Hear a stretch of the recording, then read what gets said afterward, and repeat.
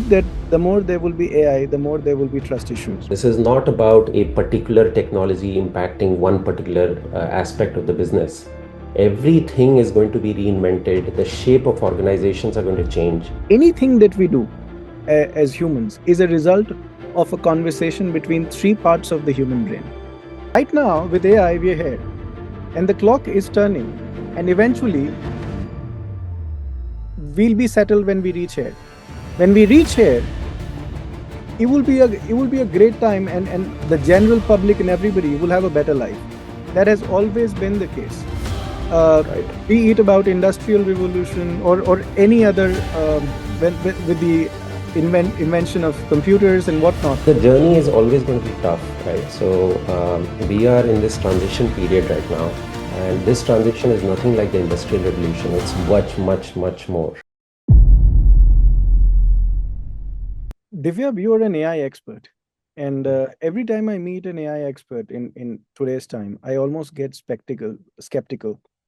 Um, you see, the problem is that I keep going to a lot of conferences, and I exchange cards with somebody, and then they say that I'm an AI expert. The moment they say they are an AI expert, I get skeptical about it. Uh, but you got into AI in 10th grade. What did you actually think it would become? So back then, firstly, I don't consider myself an AI expert. I am frankly adverse to that word myself. Hmm. Um, when I got back to AI in 10th grade, I mean, it was really fascinating. What fascinated me was, I used to love movies like Star Wars, Star Trek. Really enjoyed, I always like to think about the future. I like positive futures, and there is no future without AI that anyone can imagine. So I got very excited about what these systems are. Hmm. Can they be taught to learn and so on? But back then, technology wasn't really there. Most of the work was around knowledge representation. So the idea was, can you in fact just represent the knowledge of an expert? So for example, let's say if you're a homeopathic doctor, which is what I was trying to build back then, Hmm. it seemed like an interesting problem because homeopathic doctors, if you've been to any homeopathic doctor, Hmm. uh, An idea. they diagnose based on, they're kind of searching for the problem, right? So they're asking you, what do you have any stress in your life? Are you married or not? How many children you have? They ask a variety of different questions, which has nothing to do with the ailment you have. Hmm. Um, but the idea is to find and search the diagnosis. And so it seemed like a great problem for me to work on back then, Hmm. on the cutting edge technology of the time. Hmm. Uh, Things have evolved significantly since then, of course. We have a great deal of horsepower now. We have the GPUs, we have the RAMs, we Yeah. have the data centers to be able to train large models. Hmm. And as you probably know, even the latest models have basically engulfed the entire internet, Hmm. and they've been trained on that data. Hmm. So things have shifted now completely from let's program and create the knowledge representation Hmm. to let the model learn that knowledge representation based on all of the data available. Hmm. And that's been the transition. And I'm very excited for where the world is heading. And AI is definitely going to transform humanity Hmm. much more than any other technology before us. Interesting. You mentioned about data centers. While it's very trendy and people know about it, break it down for me. What is even a data center? So data center is where, just imagine let's say that you had to do this yourself and you had to buy a bunch of computers, Hmm. which you would then hook up and host all of your data and let the model run on that data. And, as the model trains itself, it would evolve and it would um, grow.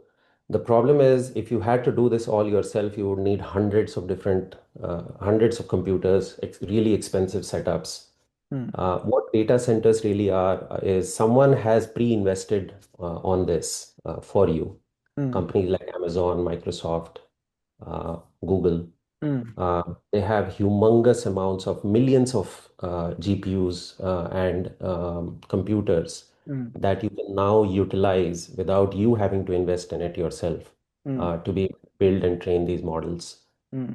So think of them as just a repository of computers and hardware that is available for you to train your algorithms and spread across the world for you to utilize through the internet. Interesting. I was thinking about your answer. I see you've got 10 plus years of experience implementing enterprise SaaS and AI. And you've also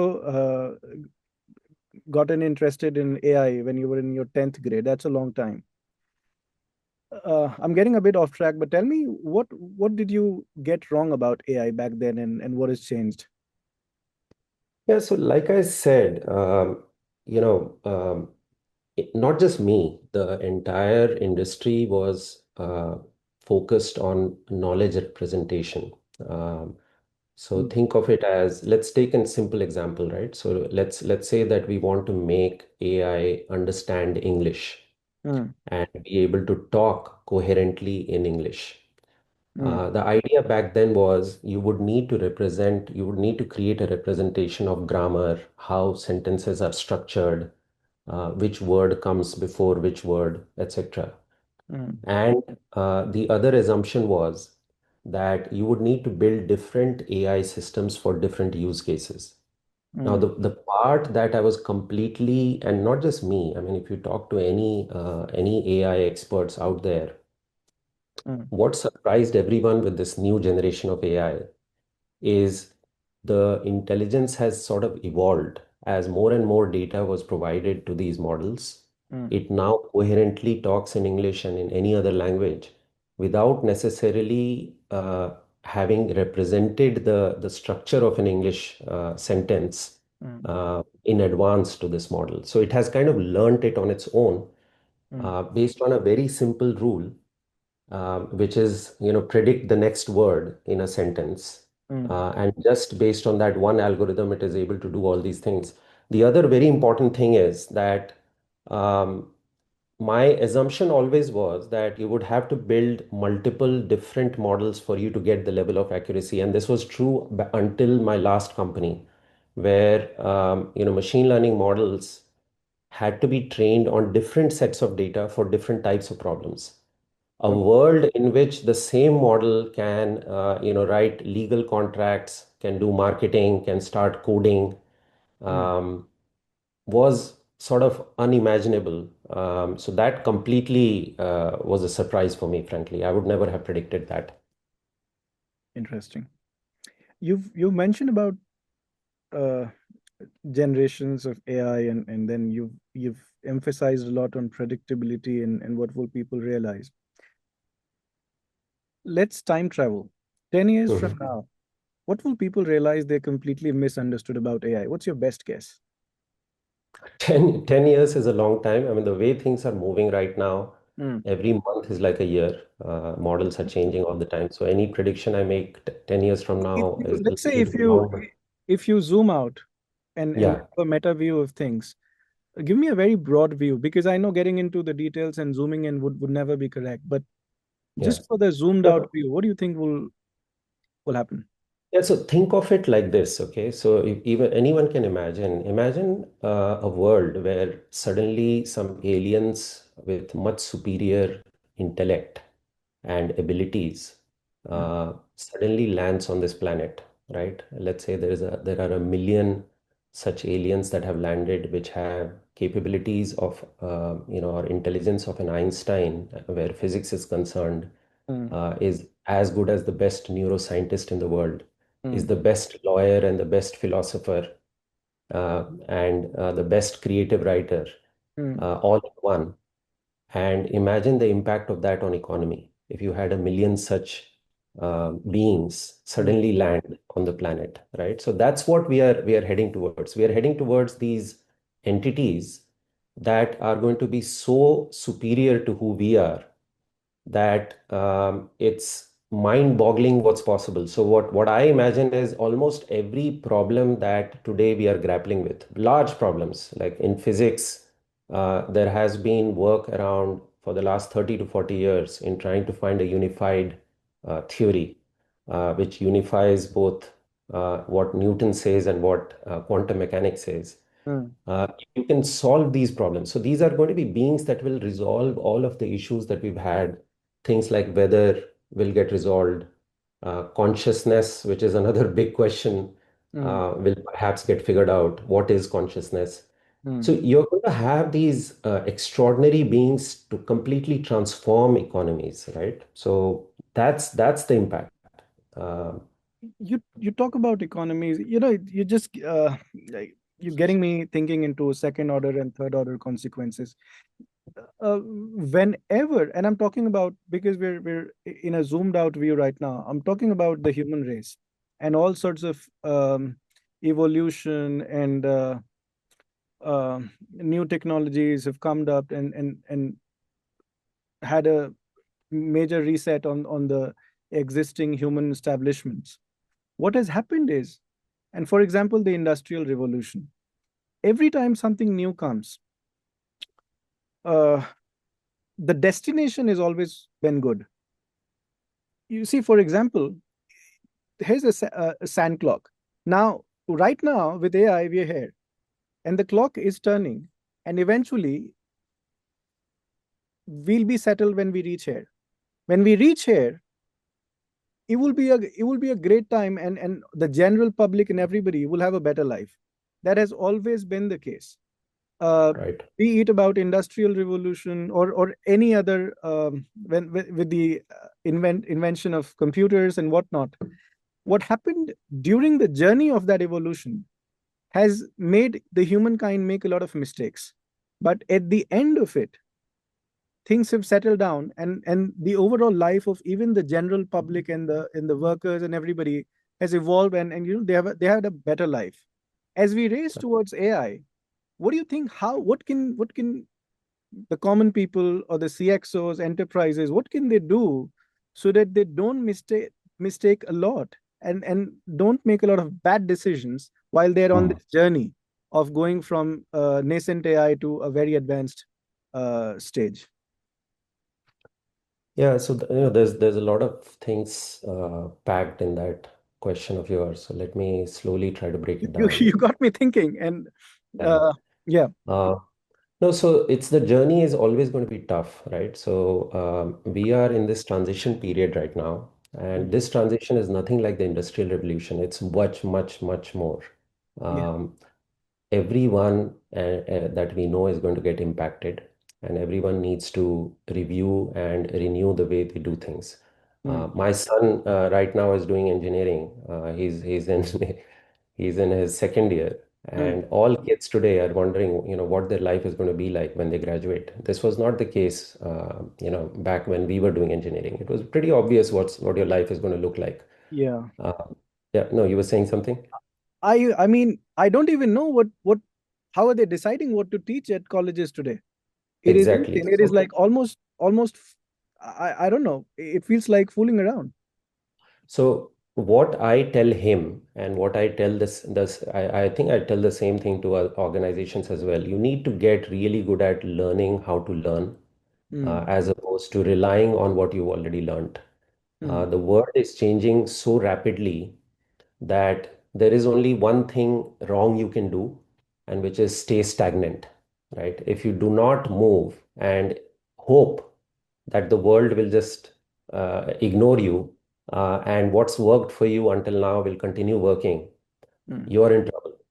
Okay, so and now where does that impact? That impact is in multiple places. The first thing you need to do is change this mindset that you can just sit there and wait for things to happen. Once you change that mindset, once you've got off that comfort, mm, that's when things start happening. And at that stage, everyone should be reevaluating their entire organization. This is not about a particular technology impacting one particular aspect of the business. Everything is going to be reinvented. The shape of organizations are going to change. Um, you may need to start thinking about AI as actual employees in your company. You need to rethink what roles. that were played earlier by humans can perhaps now be played way better by AI systems and completely evolve the roles that humans play. Mm, And let me just give you an example, right? So there's a small simple template that almost everyone can use, I think. mm, And because I keep thinking about this question myself, right, all the time. Um, AI is great at execution, and I'm using AI right now in multiple things myself, right, and including the platform that we built. mm, AI is great at execution. What AI is not good at is judgment. It does not know when to do what, mm, whether this is the right thing to do, mm, um, whether it is politically correct to do this right now. mm, Um, is it more important to build a relationship or um, increase revenue? I mean, these are some very fundamentally difficult questions that only humans can answer and redirect the AI. For example, there's a lot of talk today around coding being completely done by AI, right? So what do software engineers do? mm, Completely untrue. If you talk to anyone that has done software engineering, mm, they will tell you that coding was always 5 to 10% of the job. The job is not coding. Coding is very easy to do once you know what is to be coded. mm, The architecting, the designing the entire system, deciding what kind of production system you require today, mm, based on how fast you expect to grow. mm, Those decisions are always going to be human decisions. And so organizations need to understand which roles to give to AI and which roles humans should be playing, so that they can with the same number of people, with the same org structure, mm. they can start growing much faster. And anyone that doesn't do all of this, frankly, is in trouble right now. Yeah. You've talked about judgment, which leads me to decision making. And before I Mm. move on to my next question, I'd want to take a step back. I've almost believed that the more there will be AI, the more there will be trust issues. And and when you pointed that AI is nothing but good at um, automating things and executing and implementing, but it's very bad at judgment. I will tell you, I've studied a line or two about the human brain and neuroscience. Anything that we do as humans is a result of a conversation between three parts of the human brain: the prefrontal cortex, which let's call is the CEO of the brain or the thinking brain, and then the limbic system, which is the emotional brain, and the third brain is the habit brain. It's called striatum. Now, the job of the prefrontal cortex, the thinking brain, is to do what's good for us in the long run, and it's the Right. most young part of our brain. The limbic system is more focused on keeping you alive. It has been systemized to keep you safe and for survival. The striatum, that is the habit brain, it's there's only one job that it has to do. It has to just do what it has done before n number of times. It doesn't know if it's good or bad. And I think AI, as you say, as you talk about judgment, I think AI is just the habit brain, the striatum, as we call it technically. And striatum has again two parts: the dorsal striatum and the nucleus accumbens. One is hungry on dopamine, and other one it's just doing something that you've done before. So AI is not different than what humans do and have always been doing. It's like why people smoke, because they've done it so many times that it's automated down to striatum, and they're now just executing what they've done before, regardless of good or bad. Uh, I will ask a question to you on behalf of CFOs, because I talk to a lot of CFOs as part of my profession, Mhm. and because you've spent 10 plus years inside enterprise systems. Tell me, what's that one obvious things that most CFOs are not seeing today, but it's very clear and visible to you? I mean, why don't I just talk about what all caps has found, right? This is a question that I have grappled with as well. Mhm.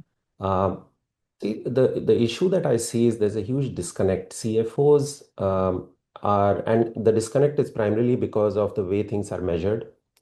So if your measurement is based on, let's take my example of all caps. Mm, Vendor contracts negotiate things like rights, discounts, rebates, and millions of dollars of such negotiation happens, and it goes back and forth multiple times. Mm, Now, the CFO assumes that once negotiated, the money is in the bag. Okay. The problem is, and they are making their decisions based on that. That once these discounts, rebates, etc., have been negotiated, they are bound to come to us. mm, That is the biggest assumption. And this is just one example, right? There are several such cases where you negotiate things and you assume that this money has been recovered or mm, gained and mm, can now be utilized for other things, and you may be making judgments and budgeting things based on this assumption, and that can completely change the way things pan out, mm, because a lot of these things cannot just be recovered. They're not automatic recovery, mm, right? Like in this case, someone has to actually do the effort of realizing when a claim gets triggered, raise the claim request on time, make sure the claim gets back to the company, and so on. So such things, I mean, there are other areas where assumptions are made on based on planning and operations, I would say, right? So you know that you planned it, mm, doesn't mean that it's actually going to pan out. mm. And so I think that that's a blind spot I have seen, and when I talk to CFO. I don't know what your experience has been, but I No, would I love to hear agree, that as well. and I think you're talking about the established systems of negotiations and general operations, that there has been a way of doing business, and they're just relying that since it has been working, it still works, and that's the Yeah. only way to go about it. And I think the most danger, I was talking to a CFO of a company that's very profitable, very well on, very green on balance sheet, and they said that we do not have a problem. And I said, because you're very profitable and you're in an industry that's trending and booming, chances are high that you've got some of the biggest problems sitting there, but you don't notice because there's no reason to worry, right? And at It times, doesn't bubble up. yeah, and at times it explodes once, and then there's a massive wave of bad things and negative news.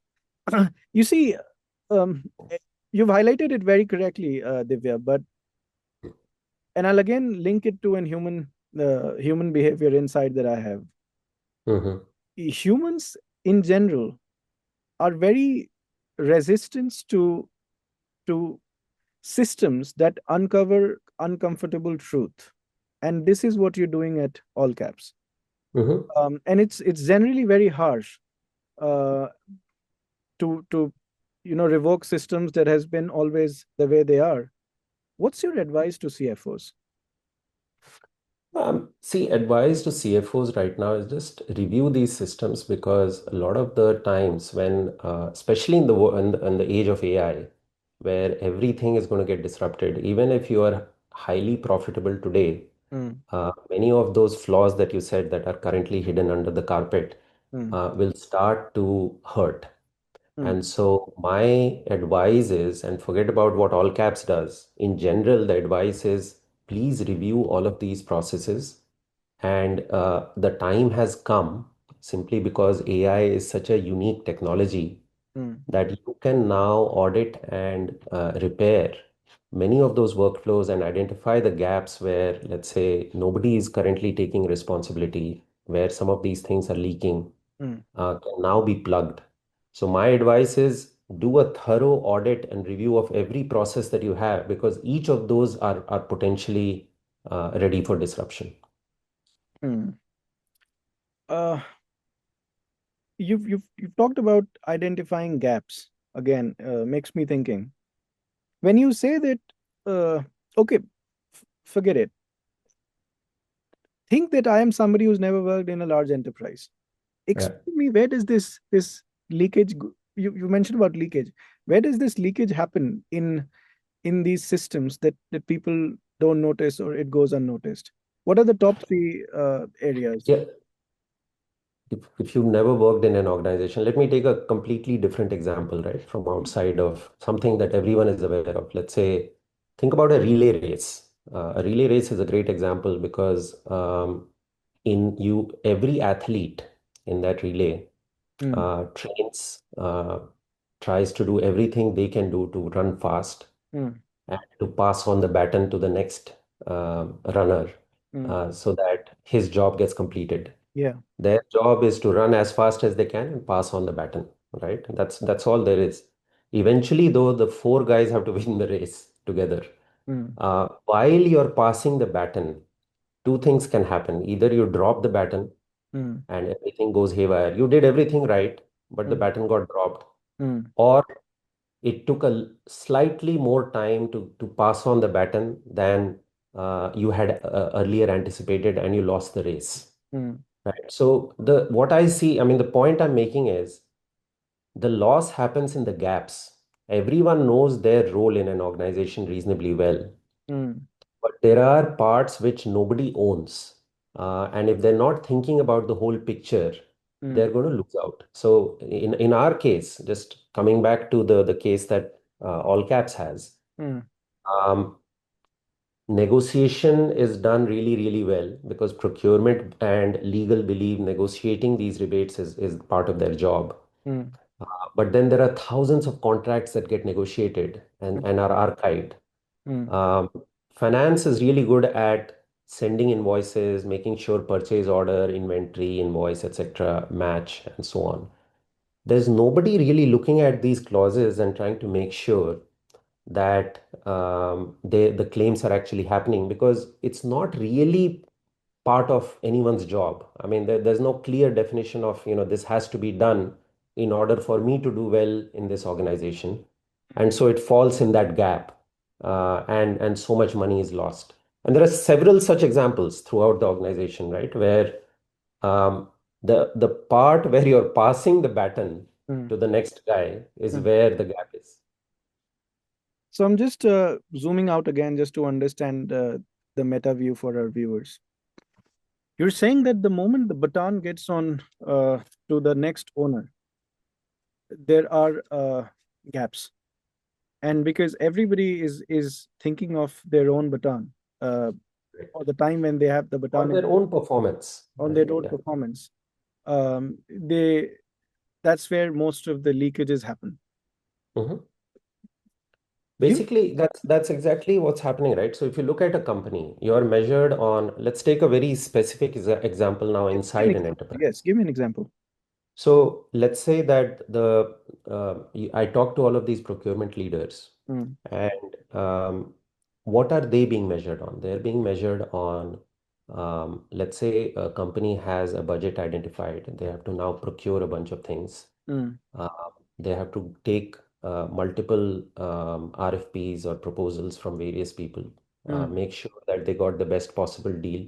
mm, They invest a lot of time negotiating with those vendors based on their past understanding, etc. And they try to capture as much value as they can for the organization in those contracts. mm, They are measured on the value captured in the contract. Now, beyond that, they have no time to now go back and keep checking. I mean, large organizations do it, right? But they do it on large contracts. They would, let's say, some very significant contract may have a dedicated person that's constantly looking at whether these claims are being made or not, or whether those things are happening or not. mm, But by and large, there are many contracts, and especially the tail spend, mm, that just gets archived and kept in folders, mm, never to be seen again, right? Because everyone thinks the job is done, and nobody is measuring the procurement head mm, on whether or not those contracts are being looked at all the time or not. He's only being measured on whether the procurement happened properly or not, and is it according to budget or not. So those are the things. I mean, metrics drive people in companies. Okay, so if you've got the wrong metrics, you're going to have the wrong drivers, right? It's pretty simple. there's a book by John Doerr that I recommend to people who are worried about these areas. Measure what matters. Hmm. It's not a sponsored recommendation, but it's just a good book. And Yeah. it's also very tempting for me to ask Divya, um, explain all caps to me in like a couple of lines, because uh, you've been talking about negotiations, procurement, metrics. savings, but you've not really told all caps does. And before you Yeah, you answer, haven't. answer if as if you're explaining it to a 10-year-old. Yeah, I haven't said anything because you haven't asked yet. Uh, now, so all caps is think about vendor contracts that have millions of dollars negotiated into them in terms of credits, rebates, discounts. Uh, but post that negotiation, nobody ever invests any time in trying to recover that money. So all caps has built an automated system that tracks each and every contract that you have today. Mm, It looks at every clause in that contract and it continuously monitors those clauses for your transactions. And if any of those transactions and clauses get triggered, a mm. claim request is automatically generated, sent out to the vendor, and the money is recovered. So, in short, we are recovering the money that you have already negotiated into your contracts for you. I will reframe this question for you, Divya. If Yeah. I'm a CFO who's only focused on measurable outcomes, I don't want to know what technology, AI, or any buzzwords. Uh, Tell me what can all caps do for me? So, if you've spent $100 million, let's say if you're spending $100 million on vendors, Mm. I can recover $6 million for you, which is available, ready, but you're not currently doing anything about, Tell me, which you could then use for. tell me something that you've done in real world. Have you helped somebody, or any use case that you have, or any Yeah, pilot? sure, there are multiple use cases, but let me take a very interesting sort of example Mm, because volumes. Whenever someone thinks about discounts, credits, rebates, you tend to think about simple things like volume discounts or SLA credits. mm, There's a very interesting case in a large Fortune 500 company. I'm not going to take the name, where it's a manufacturing company. mm, And whenever you're manufacturing a new product, mm, usually in your contract, you negotiate two things. One is the tool that will be used to build that product or that part. mm, Because usually, if it's a new part, the tool also has to be designed. mm, So let's say the tool costs $1 million and each part costs $1. Now, usually in contracts, what gets negotiated is I'm not going to pay this $1 million upfront. I will amortize it over the first million parts that get produced by the tool, right? So ideally, what should happen is you should be paying $2 per part for the first million parts, and then it should taper down to $1 per part because the amortization has been completed. mm, I have seen in this organization, and we were able to discover that this organizations ended up spending millions of dollars because that amortization schedule did not stop. The vendor continued to charge $2 per unit, mm, uh, and millions of dollars of extra money was paid to the vendor before realizing that that amortization has completed long back and it should have stopped. And why does this happen? Because it's not, usually there are systems in place. ERPs are pretty good. There are CLMs in place. There are several systems out there. So suddenly, here comes all caps and, we are claiming that we can do things that others have never done before. mm, We are better than SAP, Oracle, mm, Coupa, etc. mm, The reason is that all these systems are designed for fixed term type of notifications, right? So if the same amortization was a 5-year term, it would have definitely stopped. The system would have stopped it. The problem here is that when that million part completes is not a known time, right? So Timeline. it basically Mm, it could happen very soon if you produced lots of parts quickly, or mm. it could happen over years. So Why do you think somebody like Coupa, or Oracle, or SAP, or the Big Fours, they have not made something like this before? see, this question is, let me answer it sort of at a higher level and then come zoom back in. See, Mm, big companies are focused on protecting what they have. Startups don't have that luxury. And so many of these systems are not designed. mm, I mean, in fact, they're doing what they're doing pretty well, and they're getting paid millions of dollars for it.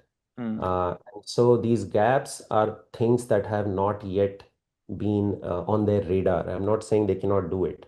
The mm, second is some of the things that we are doing today, the technology simply didn't exist even, say, 12 months back. Why? Because my previous business was all about structuring data as well, right? What I have noticed is it was almost impossible before this to be able to structurally extract clauses from contracts in a way that can actually be utilized by models and be used to make decisions um, accurately, right, and reliably. That was just not possible before this. mm, And so these systems didn't exist. The second thing is I'm structuring all caps more as a service provider, right? I'm saying, and this has been generally my belief in building any company. I'm not here to sell you a product. I'm not here to sell you a license. I'm here to take your contracts, identify money that is sitting there and mm, you're not recovering, and mm. recover it for you. Okay, so the outcome is the value recovered, not the product or the methodology or whatever. I don't expect SAP, Oracle, and Coupa to completely change their business models to start doing this, right? So I think most likely that's the reason I would say, yeah. Why should uh, why should a CFO trust what you're saying in 2026? They should not, is my answer. What they should do is, and I don't expect, I'm a new company, I've never done this before, you don't know who I am. Mm, I talk well, maybe a little bit, etc., and seem like someone that you should trust, but who knows? So the way I approach any customer is don't trust me. Uh, Hand over five or six of your contracts. Okay, let's start small. Let me show you what value is hidden in it, and let me actually open your eyes to what is possible and what is recoverable. how much do you Uh, charge for it? There's an investment that what's the risk levels? if investment is minimal, right? So basically, we would charge something like anywhere from $2,000 to $5,000, Mm, and you would have a very detailed report of what's hidden in each of those contracts. For example, let me take an example. I've just completed something for an educational institute in Texas. mm, It was an $11 million contract mm, for a SaaS company. mm, We were able to find and with justification $800,000 that they were overpaying mm. that they could potentially recover. So imagine 8% from just one contract could be recovered. So this is what I say, don't trust me, just Is let me show you. is there something that a CFO can just plug in and without getting any massive approvals or into a sort of a paid pilot or something with you, and they can instantly start seeing results or some impact or some evidence or some early signals? Yeah, we could look at a similar, like a shortened version of the same thing, let's say smaller contracts, let's You say do four or offer. five. Mm, Yeah. So that's a possibility, yes. And eventually, again, my method is always you have to build trust. You cannot assume trust, and you have to sustain trust. Trust is not something that comes automatically. So my goal always is let's start small. Let me show you something. mm. Uh, Hopefully, I met the promise I made, and let's build on that. That's my approach. You Don't said trust me. now you don't know me. Who's Yeah. Divyabh? I ask you. I know you though, but for the viewers, who's Divyabh? Oh, that's a very difficult question. Okay, so the way I like to be perceived, let's say that, right? Because I don't know how I'm being perceived, like everyone else. It's very hard to know what others think of me. Mm, What I like to emphasize most is don't, value me for my honesty, my resilience. I never give up. That's basically who I am, right? I like solving interesting problems. mm, When I see a problem, I see a potential solution. It's never, there are different kinds of people out there. Some people will find every possible problem in something mm, and make sure that you never sort of they are great at identifying problems, let's say. For me, everything seems like an opportunity. So I like to look at things as opportunities, and I like to work on solving things. And I would rather be judged on my resilience and my ability to continuously work. I value failure. Mm, That's very different from a lot of people. I, in fact, encourage failure in my organizations. mm, One of the very important um, statements in our vision is, if you cannot fail, you're basically not really doing anything that significantly changes the status quo. So I mm. like, I enjoy failure. I'm comfortable now, right? I've done this now so many times that I don't like being in a comfort zone. I like change, and Interesting. I like failure because that's where value comes from. I have two questions, Devya. You've mentioned about um, mistakes and you focus on opportunity. First off, you've had a very successful exit from your last startup. What were you building and what was it? The second question, I'll just leave it with you, is how do you identify opportunities and you know these are opportunities to build a company around? Yeah, so success was very hard, by the way, hard earned. Start by telling me about the first startup, your previous startup, and what went right Yeah, and so the previous startup was basically, the company is called datax.ai. Mhm. It started very differently. My thought when I started back in 2011, if you remember, there was a lot of talk around big data analytics back then. Mm, So people were getting very excited. They thought that now suddenly they have access to so much data that now all it requires is putting some sort of AI on top and the world will change. yeah. That didn't really happen, and my company was called Crowd Analytics back then. So Mm, I was also of the same opinion that there's so much data that all I need is to crowdsource data scientists that will analyze the data. mm, It worked okay, but what I realized quickly while doing that was, it's the data that is really the problem, right? The data had to be structured in order for the AI to work. So mm, we completely pivoted to what is now called datax.ai, where we started structuring product catalogs for very large companies. Walmart was one of our first customers, wow. large customers, Mm, and we turned that into the business. So business was very simple. You have paper catalogs, you have data sheets, mm, you have different types of just PDFs with mm, information. But mm, when you're buying online, you need to structure that data in a way that online searches can be enabled. So if you're buying a blue striped shirt, mm, the engine needs to know blue is a color, striped is a pattern, shirt is a product type. yeah. So we created an engine to create that data, and now we've turned that into a business. Every B2B distributor uses DataX. We Mm, sold the company to a Japanese distributor, in fact, which is a semiconductor distributor, third largest in the world. wow. Uh, and yeah, it was a successful exit, but it was an interesting ride along the way. I mean, there were times when you feel nothing is working, and eventually you do exit, and it's been a fun ride. Yeah. Perseverance is always greater than perseverance and consistency has always beaten talent. That's what I know. Absolutely. Anyways, coming back to the second question, how do you as a founder identify that this is an opportunity and a company can be built around it? So I'll stick to enterprise because there are two different, B2B and B2C businesses are very different. I'm not good at B2C at all. I have no idea. Those are just basically gambling in some ways. Some things succeed, some don't. In enterprise, there is a methodology, and Mm, the methodology is I connect very early mm, with potentially what I call design partners. So I will go and talk to people generally about where they're finding bottlenecks, right? And they won't tell you, but you need to just talk to them about their job. You need to ask them where they get stuck. mm, Have various conversations. So I did that for a period of time before arriving at this problem.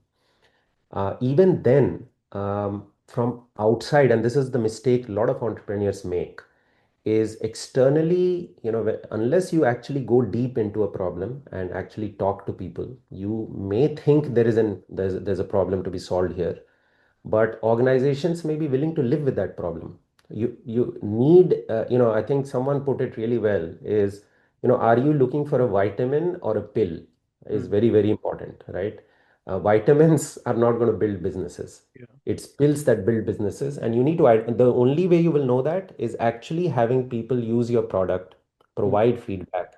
So Mm. you need to have the biggest hurdle, especially in enterprise for startups, is that the cycle time that it takes for most companies to Mm. be able to get that feedback from on your ideas and experiments Mm. is very long. If it takes you 7 8 months to get the feedback, you are Mm. never going to build a business. So you Mm. need to find 5 or 6 folks that are willing to work with you. They're Mm. going to give you feedback quickly, and Mm. which is what we did Mm. before we built all caps. Mm. And then you realize no matter who you talk to, everyone starts resonating the same. I mean, they quickly agree with you that, hey, yes, we've negotiated credits, discounts, rebates, but we don't have the time to recover it. Mm. How much time? Everyone agreed to that statement, How at much least time did at a high level. how Yeah. much time did you spend on uh, this phase?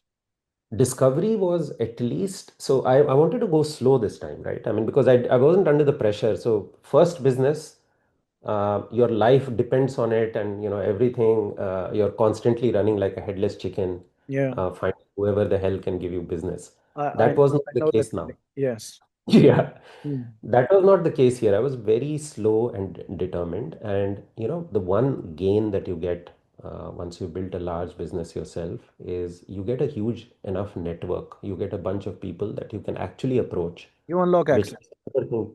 Yeah, Mm. I lacked that in the first place, right? So you get to talk to a lot of people. So I spent almost 12 months just trying to think of various problems. And remember one thing, this is a very different world we are in. Okay, this AI is changing every month.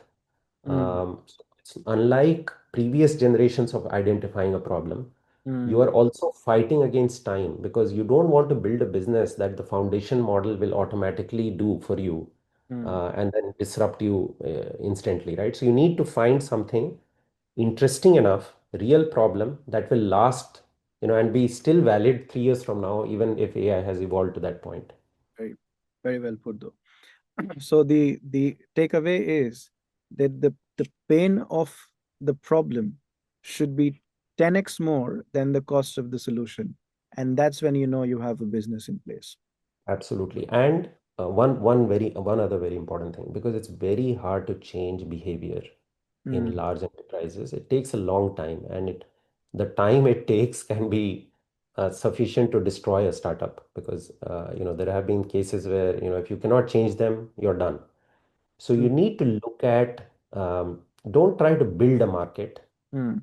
Try to find something that they are already solving, or at least the bigger companies are solving. So, for example, very large pharmaceutical companies, they are actually outsourcing this work, what All Caps does today, to BPOs in India and Vietnam. It's like a $7 billion industry where procurement services is, hey, here are my contracts, and there are actual human beings going through every contract and doing the same thing that we are saying we will do.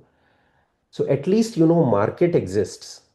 Now, if you are able to create a solution that is way better, 10, as you said, 10x better, 10x faster, and 10x cheaper, you have something that will definitely succeed eventually, Mm. right? It will still take time because very few people, especially in enterprise, the trust that you talked about, it takes time to establish that trust.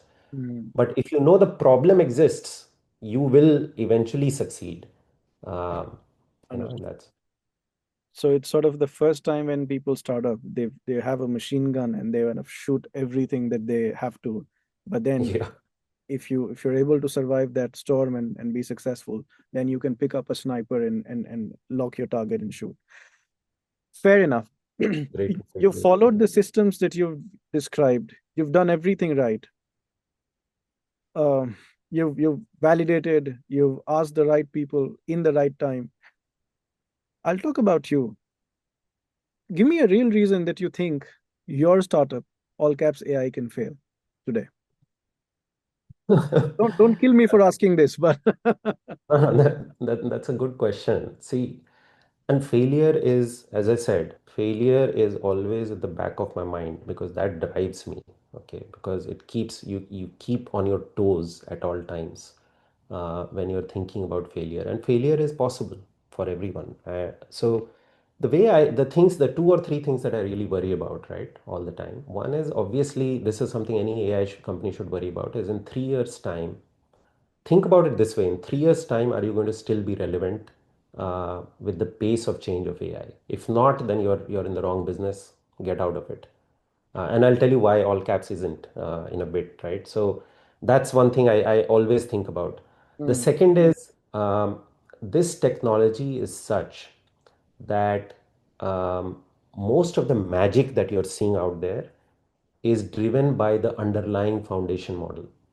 And so the by foundation model, I mean the models from Anthropic, from OpenAI, from Google, and so on, Gemini, Claude, etc. mm, That magic, now many companies may think that, hey, why don't I just build on top of it myself? Why do I need all caps? The mm, problem is known. We know what the problem is. Why mm, should all caps be doing this for us? Why can't we do it? mm, So that's the other thing I worry about. And third, of course, is execution is where startups mostly fail. Okay, so you have a great idea, you have made a great promise, it sounds great on paper. What if I can't recover any money, right? I do everything and I can't recover the money. yeah, Then why the hell should you trust me or value me? correct. Um, so I have thought about this a lot, and that's why I picked all caps. So the first one I think I would say is in our case, I mean, AI, as we discussed a little earlier as well, AI is great at automation, not judgment. And this entire workflow that I have thought of, Mm, this is incomplete without judgment. You cannot give the end value without judgment. Let's take a simple example, right? Let's say SLA credits. mm, The AI says $3 million of SLA credits is due because this vendor has not met those SLAs. mm, But you know that it was a tough problem. mm, And these are things that you cannot quantify mm, or put on paper. It was yeah, a tough problem. They did their best. We want the relationship. You know what? I'm going to ignore that credit because I prefer the relationship over the money. mm, Now, that decision cannot be ever made. I mean, that's why I like this entire workflow. At every stage in the process, a human is required to judge and validate. And I don't think that's going away. The only thing that will improve over time and which is beneficial to me is the accuracy of the AI will keep going up. So it's good for me because today it hallucinates a lot. I have to spend a lot of time validating, verifying information. That mm, validation verification time will go down mm, as AI improves, but it's not the business that will go down. That's one. mm. Secondly, no, it's fair. Everyone should try to build in-house, but we all know 80% of pilots fail.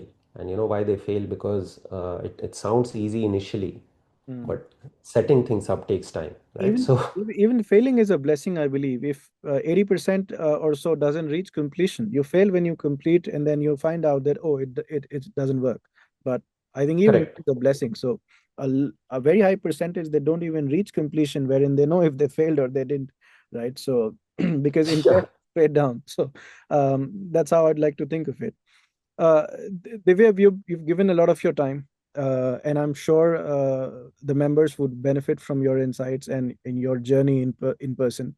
The strategies that you've shared for people to manage their leakages at large enterprises will really resonate, is what I know, not believe. Um, and I think you will also inspire a lot of people who are sort of looking to start up, and I'm sure if they watch this, they will avoid mistakes that are very costly, not just around money but also around the time that they invest in building platforms and startups. So thank you very much, Divya, for all that you've done today. I'm sure I'm tempted to bring around two of this conversation with you, wherein we'll dive deep into how this can be more systemized for CFOs, so that we're able to give them an actionable prescription. And I generally believe that people will benefit in working with you. So thank you so much. sure. No, thank you so much for having me, Razom. And as I'm always available to entrepreneurs, I did not get that access when I was starting up, and I genuinely want to help. So yeah, I hope people get inspired and they do come to me, and happy to help. Thank you, Divya. Thank you for being on the mastermind. Thank you so much. Thank you.